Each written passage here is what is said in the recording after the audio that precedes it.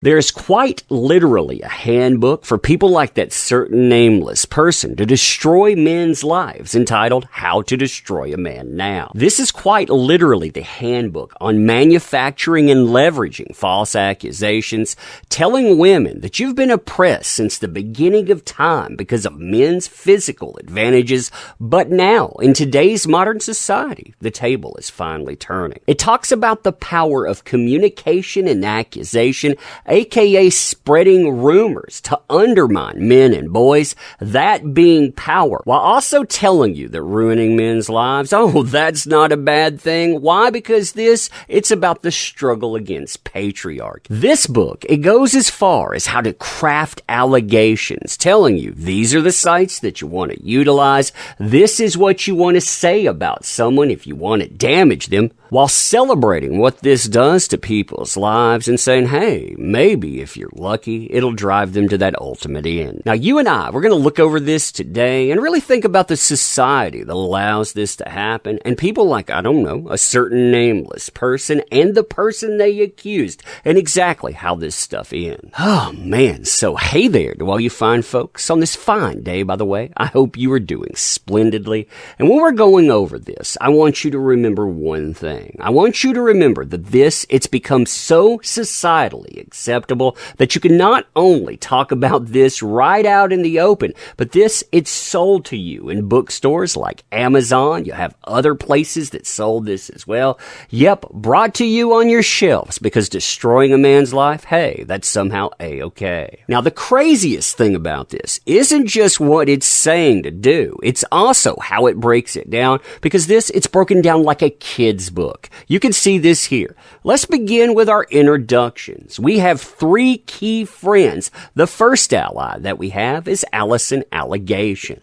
Allegations can be so simple, effective, and easy to employ that it's elegant. An allegation is a claim, usually without proof, that someone has done something illegal or wrong. A claim, at minimum, requires nothing more than an assertion.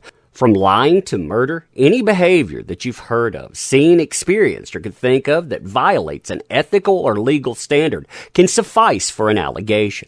However, it's the last part of what constitutes an allegation that makes it uniquely useful. No evidence is required. This independence from proof allows you to make an allegation about any man doing anything without being encumbered by a need for facts. Now, this tells you that allegation alone, oh no, that's not enough. Nope, it needs a friend in merry media. Media, that encompasses just about any means of communication. And as far as how leveraging Twitter, Facebook, the internet, mainstream media, and on works, they tell you, you've probably heard of the philosophical question, if a tree falls in the woods and no one hears it, does it make a sound? Although the answer to that question is still debated, it's certain that if an allegation is made and no one knows about it, it has no power. Fortunately, they tell you, however, the opposite. It's also true.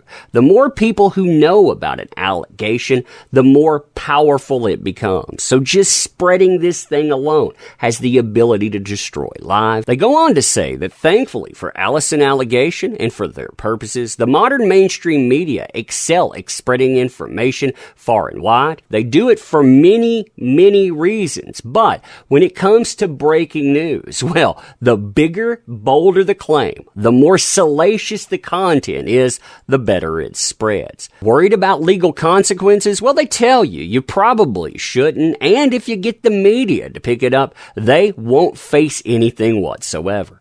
Apparently, as long as the media mention that the scandal is an allegation, they are relatively safe from legal repercussions. That is because, in free speech societies, people can voice opinions and unsubstantiated claims. Further, the media can always attest that they're not making the allegation, rather, they're reporting it. But, in truth, the media actually do make that allegation by the way they report it. Not reporting it, but the method by which they report. Lastly, they tell you about Arthur Authority. And Arthur Authority has the duty to step in. And it's the authority that really helps us put the destroy in destroy a man now.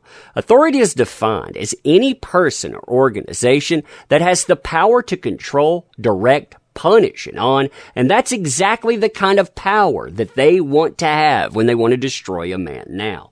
Examples of this, and you've seen this a lot. You have judges, police, bosses, human resource departments, etc., saying that Arthur authority is actually an artifact of the patriarchy and chivalry. As Daddy Knight, he takes pride in his role as guardian and savior, especially of the weak, the mistreated, the violation, and so on.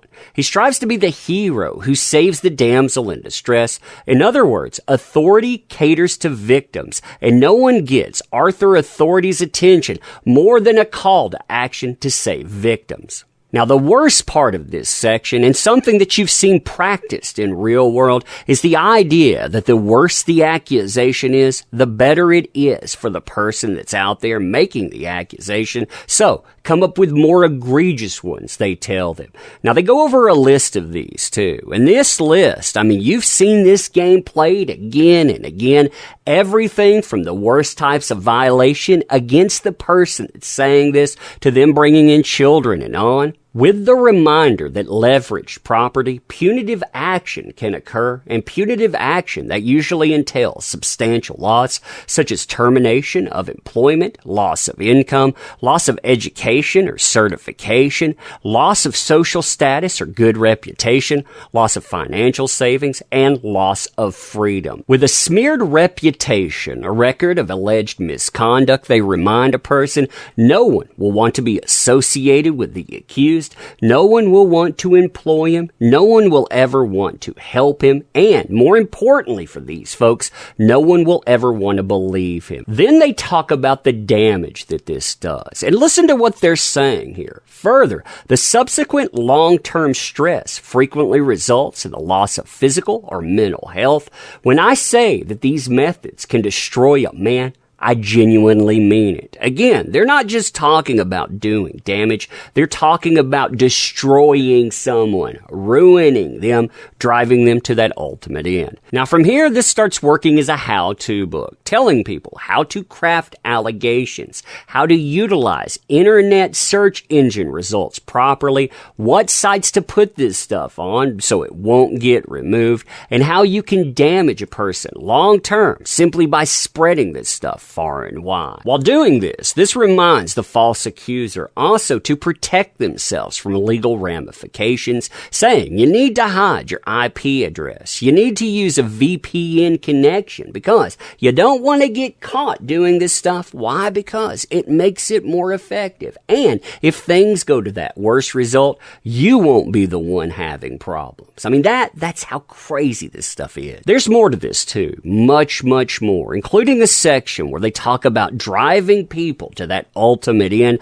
on accusation alone. They brag about that. And this is why these subjects are important. This is why these cases are important, because at the end of the day, it isn't just a book like this. It's the society that lets this way of thinking go unchecked. I mean, again, this is being talked about in the open. It's marketed on Amazon. Yeah, destroying a person, destroying a man, that's become socially acceptable, and it needs to stop now.